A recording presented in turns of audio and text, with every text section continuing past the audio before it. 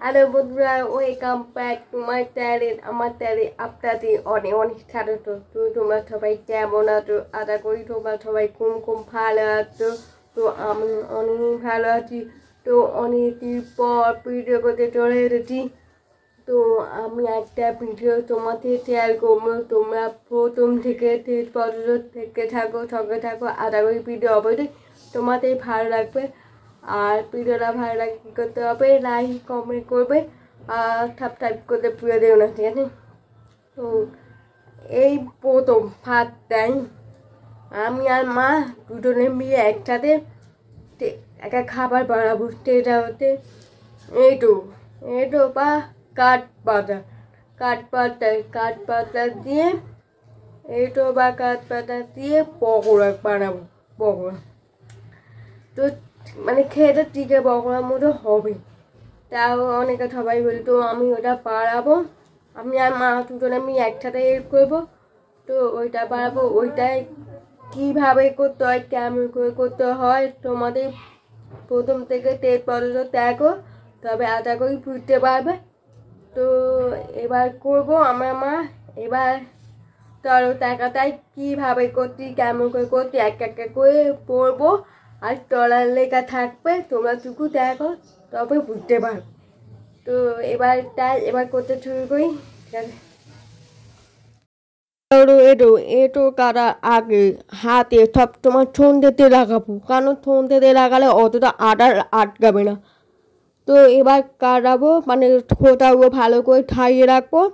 এবার কেটে কেটে ছোটো ছোটো কুটি মতো করবো। তো ভালোভাবে কুটি করবো। কুটি করার পর পেটার কুয়ারে পতাবো। পেটার কুয়ারে তল দেবো। তল দিয়ে ওটা এঁটো দেবো। তিতে তাইকে টিটি উঠবে। তোড়াটার 12 খন্ডা মতো তল পিঠে রাখতে হয় আগের থেকে।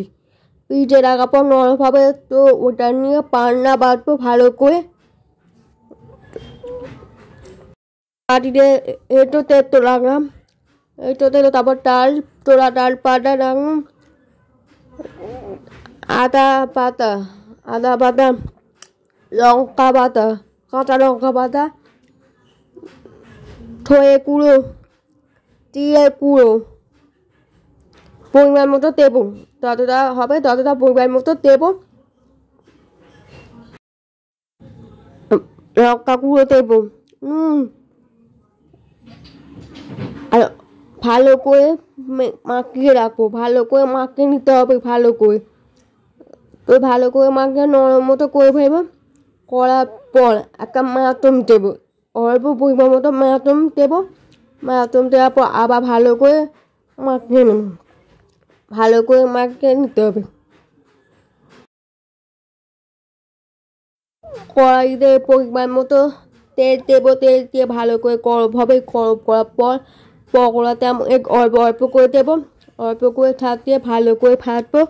ভাজা করার পর খেয়ে দেখলাম, মানে এই প্রথম ফার্স্ট টাইম খেয়ে দেখলাম খুব ভালোভাবে হয়েছে। মানে প্রথম কোনো তো টিকে পকোড়ার মতো খেতে হয়েছে, কারণ আমি পেঁয়াজ মুক্ত থাকা করেছি, খেতেই ভালো হয়েছে।